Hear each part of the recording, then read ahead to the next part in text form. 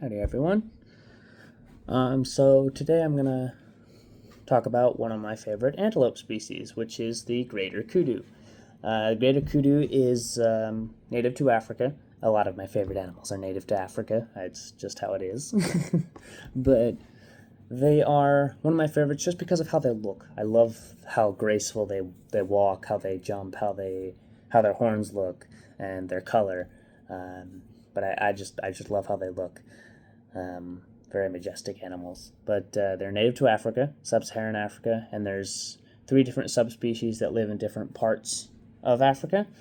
I don't remember all their scientific names off the top of my head, so I'm just going to group all of them up into one group because they're all similar enough to where all the minor differences and locality differences don't really matter too much in the grand scheme of things, in the terms of this video anyway. But greater kudu are native to Africa, and they are these big African antelope, and they've got these big spiral horns that can get up to, I think it was like 72 inches long, I think is what I read. But they can, I gotta fix my hat, it's cockeyed, it's bugging me. There we go. They got these big spiral horns that they use in combat. Males will fight for breeding rights during breeding season over females. Now, an interesting difference between the males and the females, other than the horns, obviously, is that female kudu tend to be a real tan color, and while the males tend to be a more grayish or a deep gray color.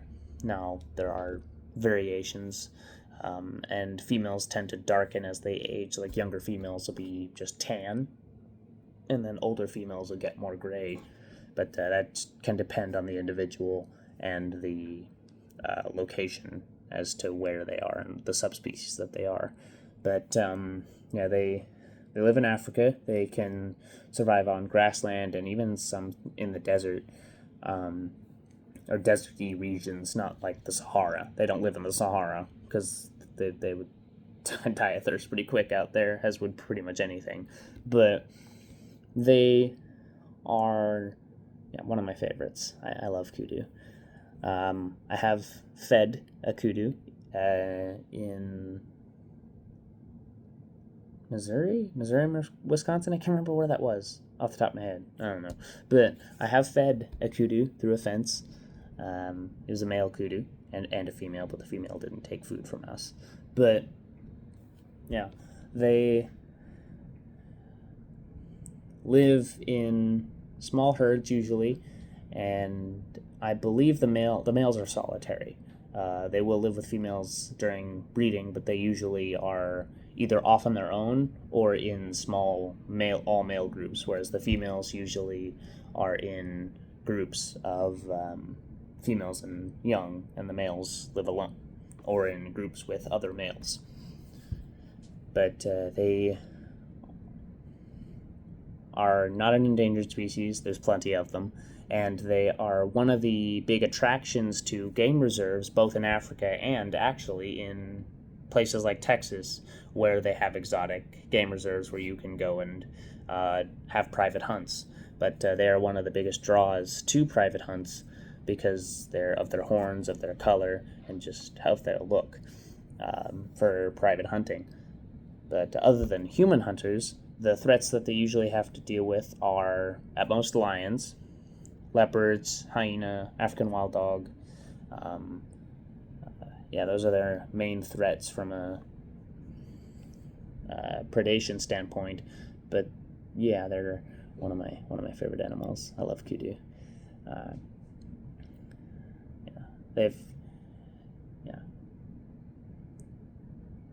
Trying to think if there's anything else I'm missing. They've got. I'm gonna pause this. I thought of one thing I wanted to add to this. I'm trying to make the video as long as I can, just to let ads run, because ads only run if the video is longer than 8 minutes. But or you don't get paid for the ads if the video doesn't run longer than 8 minutes, so I'm trying to drag this out a little bit. But one of the more famous individual kudu was a breeding kudu bull in Africa. His name was Mr. Wow, or Big Wow, because he had the longest horns out of any kudu on record. Now, I don't know if that's still the case, because this was a couple years back that I read about him or watched about him. But yeah, he had these big horns, but instead of going up, because normally the kudu's horns will go up in a spiral, his went like backwards in like these really long spirals rather than like the quick curls of normal kudu horns. His went backward and just did like these long swoosh curls in his horns instead. It was really interesting. He was a very interesting individual, and when they found him, they immediately said, "This is an animal that we need to breed," because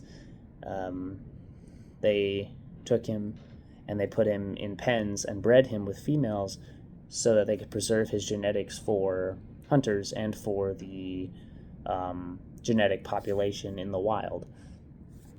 But yeah, that's one of the more famous kudu that I've read about and heard about.